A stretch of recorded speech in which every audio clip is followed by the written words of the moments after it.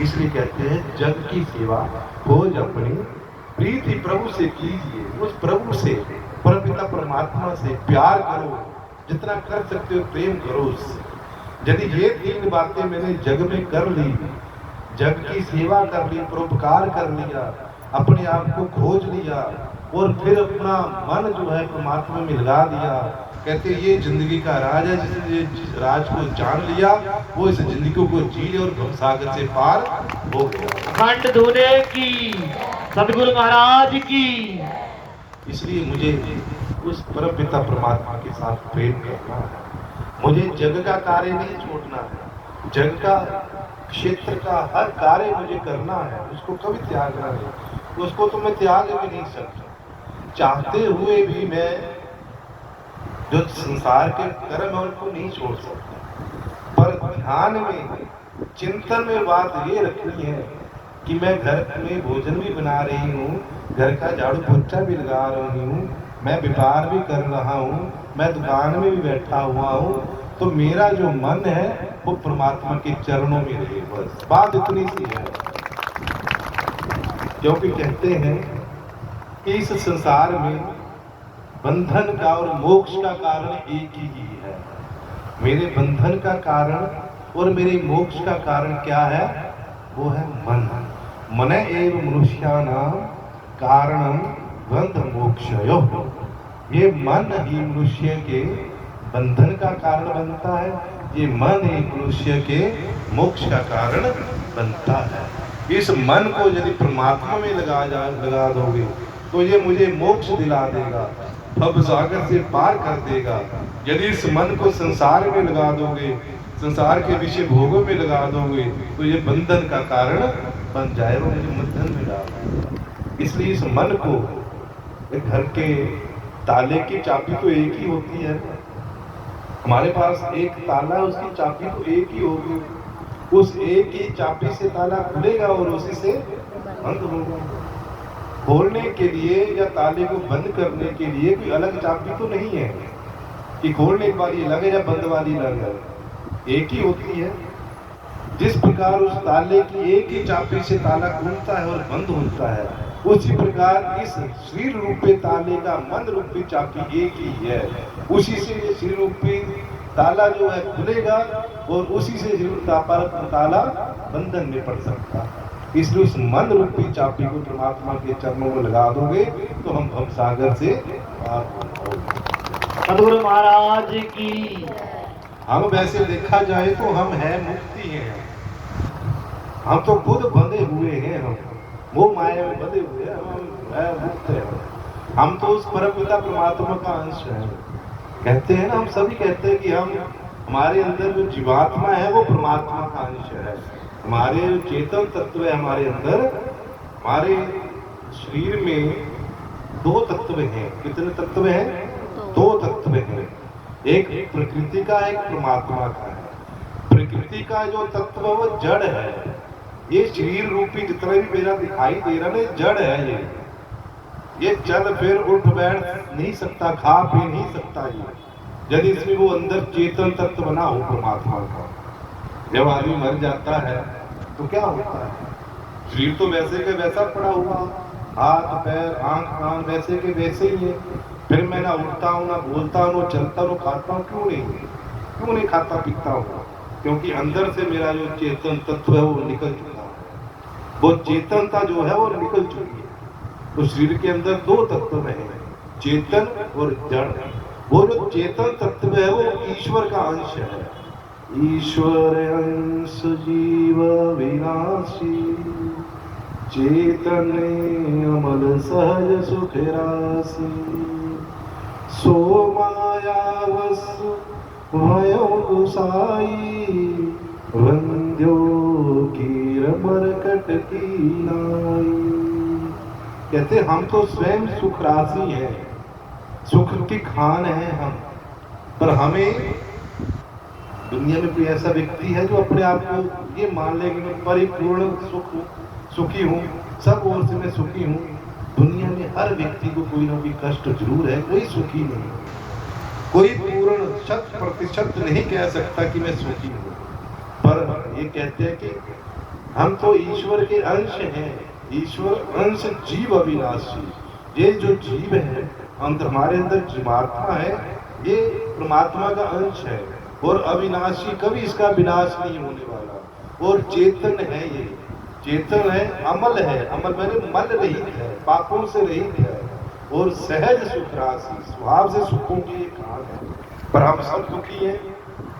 आपकी ये चुपाई के लिए कि हम तो सुख की राशि है, सुखों का भंडार है। पर दुनिया में कोई कहता है नहीं कि मैं सुखी हूँ। क्यों नहीं कहता? सुख क्यों नहीं है? क्योंकि कहते है तो हम जीव जो है तो परमात्मा का अंश वो, और जो परमात्मा का अंश है वो सहज सुख राशि है, सुखों का भंडार है, मलों से रहित है, विनाशों से रहित है। पर सो माया स्वयं गोसाई, वो माया के बस में आ चुका है, वो माया में फंस चुका है, वो माया के जंजाल में फंस चुका है, संसार के चक्कर में फंस चुका है। जो वो ये संसार जड़ है, परमात्मा चेतन है। जब हम चेतन की तरफ जाएंगे, परमात्मा की तरफ जाएंगे, तब हम सुखी होंगे। जब जड़ की तरफ जाएंगे, संसार की तरफ जाएंगे, तो हम बंध जाएंगे और सुखों दुखों से घिर जाएंगे। कहते सो माया वश भयो गुसाई, वो माया के वश में फंस चुका है, माया के चक्कर में। आज माया माया पैसा धन इसी के चक्कर में फंसा रहता है। और इसमें चक्कर में फंस कर कीर मरकट की नाई, कीर मैंने तोता और मरकट मैंने बंदर, इन दोनों की तरह वो जंजाल में फंस जाता है। फिर वो दुखी हो जाता है। जब जंजाल में हम फंस जाते हैं ना, शिकारी जाल फेंकता है। शिकारी किस लिए जाल फेंकता है? शिकारी जाल फेंकता है कुत्ते को फंसने के लिए। जाल फेंक देता है और उसमें कुछ चने डाल देता है, गेहूं डाल देता है उस जाल में। तोता आता है, तोते को सिखाया जाता है, सिखाया जाता है तोते को कि शिकारी आएगा, जाल डालेगा, जाल में दाना डालेगा, तब तुमने फंसना नहीं है। ये तोते को सिखाया जाता है और तोता इसको रट लेता है। तोता रट लेता है कि शिकारी आएगा, जाल डालेगा, जाल में दाना डालेगा, पर तुमने उसमें फंसना नहीं। ये तोता रट रहा है, रट भी रहा है और आकर जाल में फंस भी जाता है और उस दाने को चुनते चुनते अपनी चोंच उसमें फंसा भी देता है। हम सबका यही हाल है। हम भी उस तोते की तरह हैं। हमें भी पता है कि संसार रूपी माया है, ये हमें फंसाएगी, इसमें फंसना नहीं है। पर हम रटते भी रहते हैं और फंसते भी रहते हैं। उस तोते की तरह फंस जाते हैं जाल में, फिर निकलना मुश्किल हो जाता है। ऐसा ही है ना। बंदर है, बंदर एक घड़े में चने देख लेता है। अब चने उसने खाने हैं बंदर ने, तो घड़े में से चने निकालने हैं। घड़े में बंदर अपना मुख डालता है चने खाने के लिए। अब जब वो मुख डालता है तब मुख उसका खाली होता है, घड़े में चला जाता है। जब घड़े में मुख चला गया तो उसने अपने चनों के साथ अपने मुख को भर लिया। अब उसका जो मुंह है वो फूल गया, चने भर लिए ना तो मुख फूल गया। अब घड़े से बाहर निकालना चाहता हूँ, बाहर निकलेगा वो जब तक मुख से चने नहीं छोड़ेगा तब तक वो उस घड़े के मुख से बाहर नहीं निकलेगा उसका मुख।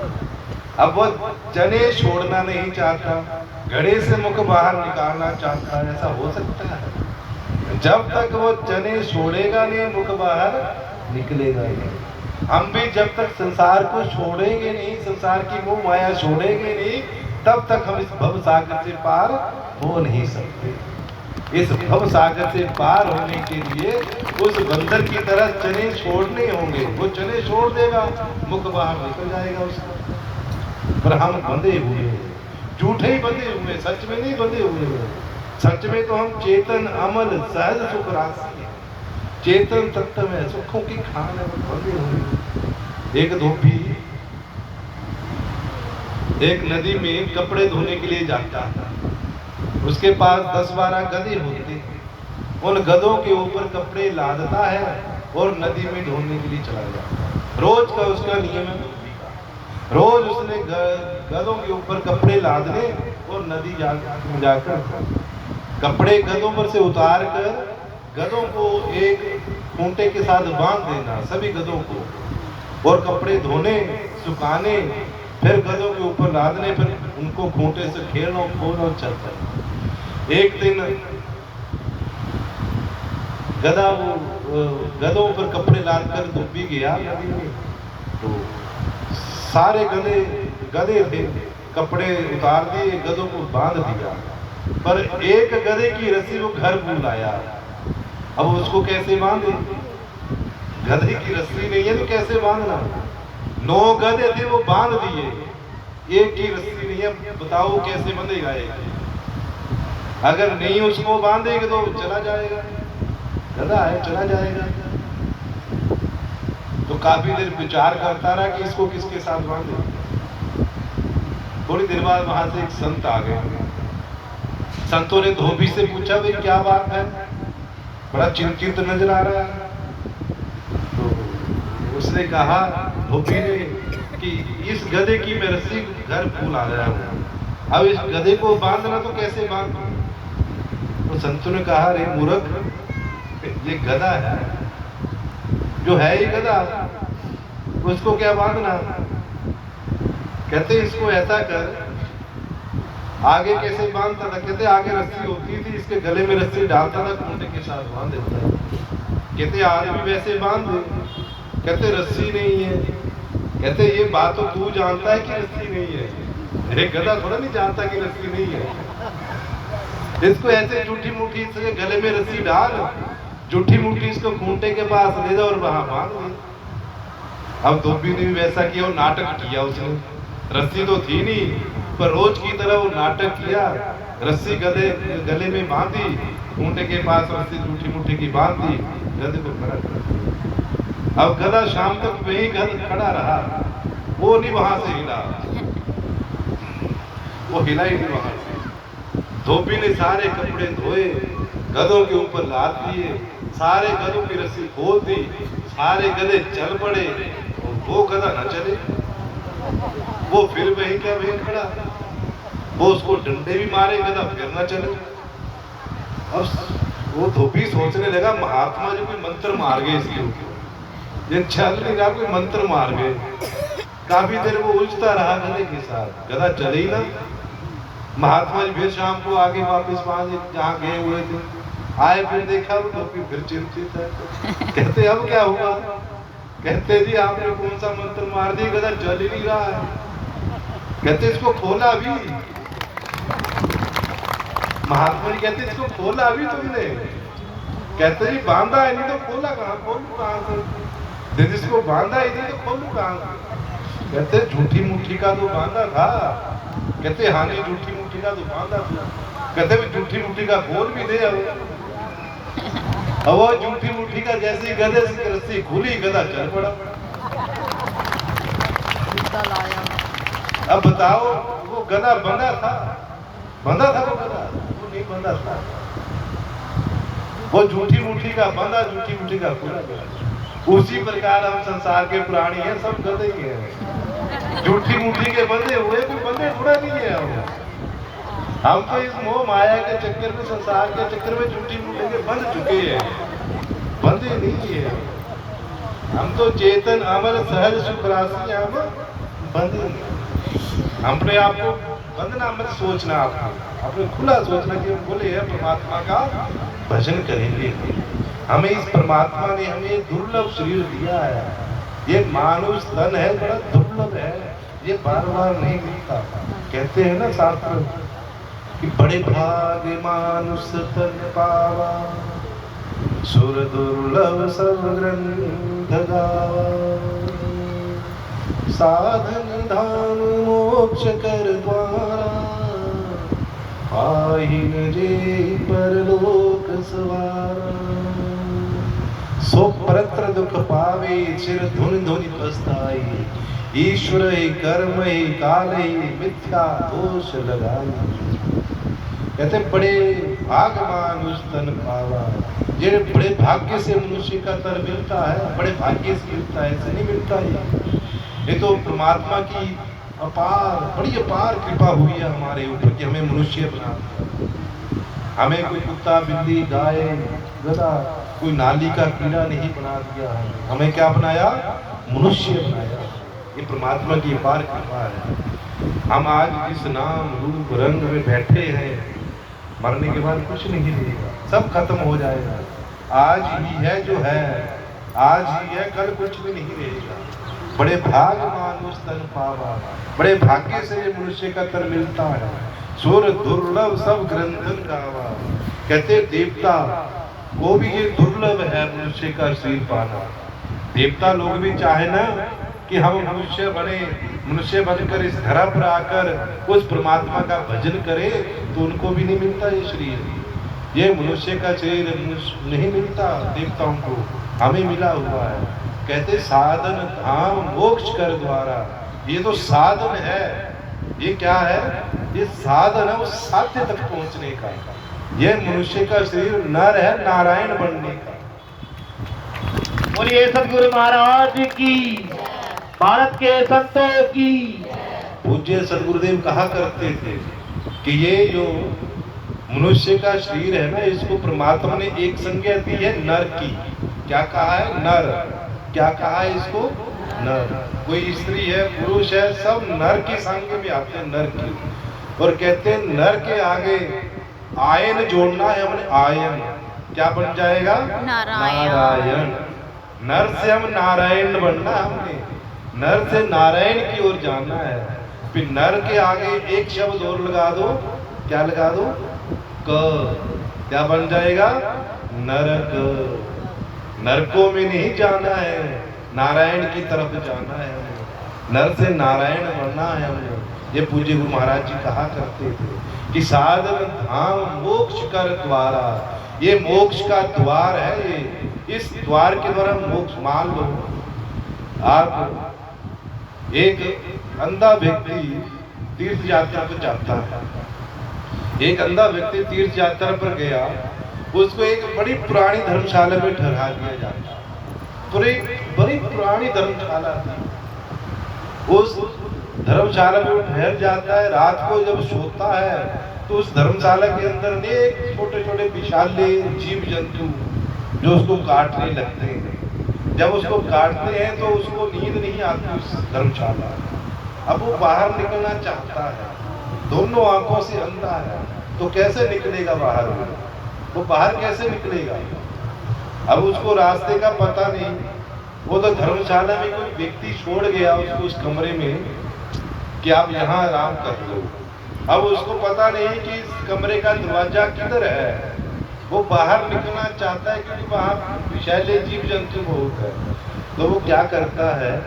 वो उठता है, एक हाथ में उसके छड़ी है, दूसरा हाथ वो उस कमरे की दीवार के साथ लगा देता है कि जब ऐसे चलता है ना दीवार के साथ, चारों तरफ दीवार होती है, हाथ के साथ दीवार को छू रहा और जा रहा है और सोचता है कि जहाँ दरवाजा आ जाएगा वहां से मैं बाहर निकल जाऊंगा।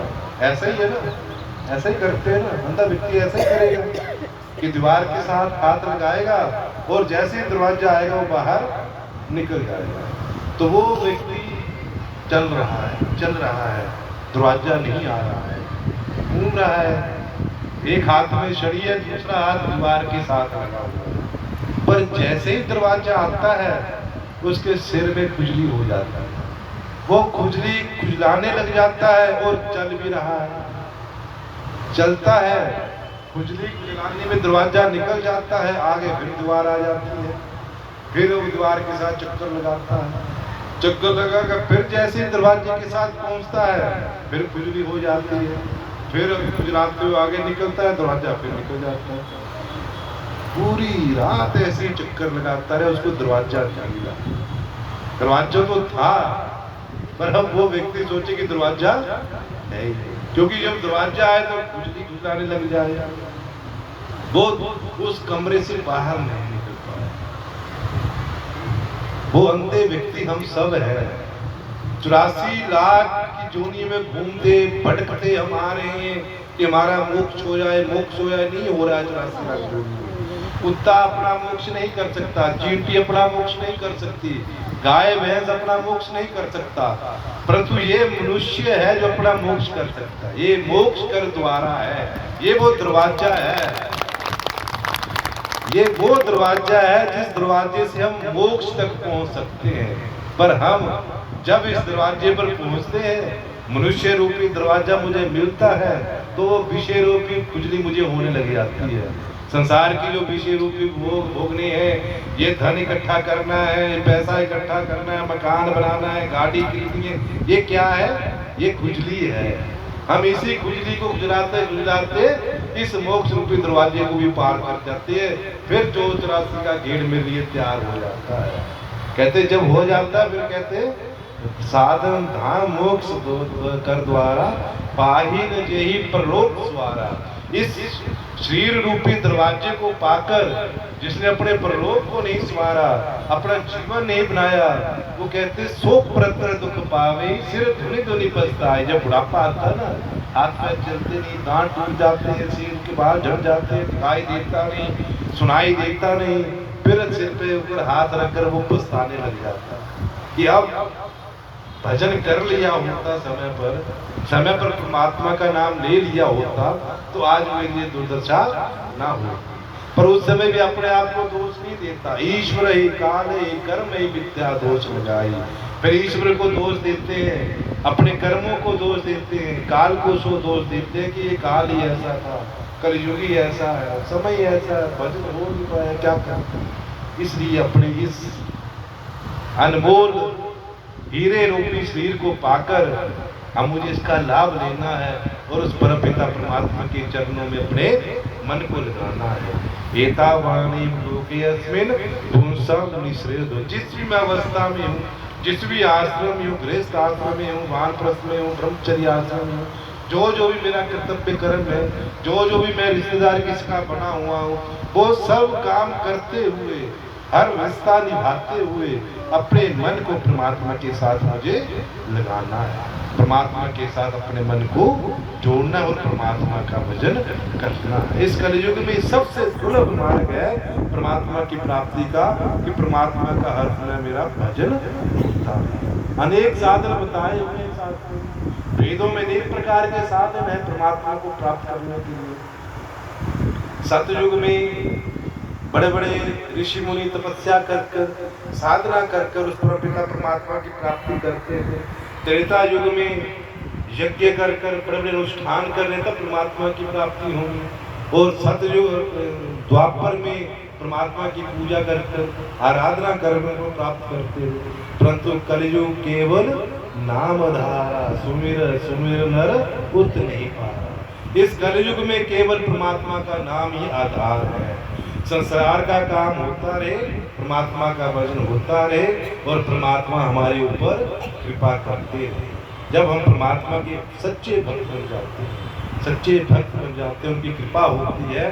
संसार का जब तुझसे न सुलझे तेरे उलझे हुए काम, जब तुझसे न सुलझे तेरे उलझे हुए काम, तू परमात्मा के ऊपर छोड़ दे, वो तेरी सब मुश्किलें हल करेगा।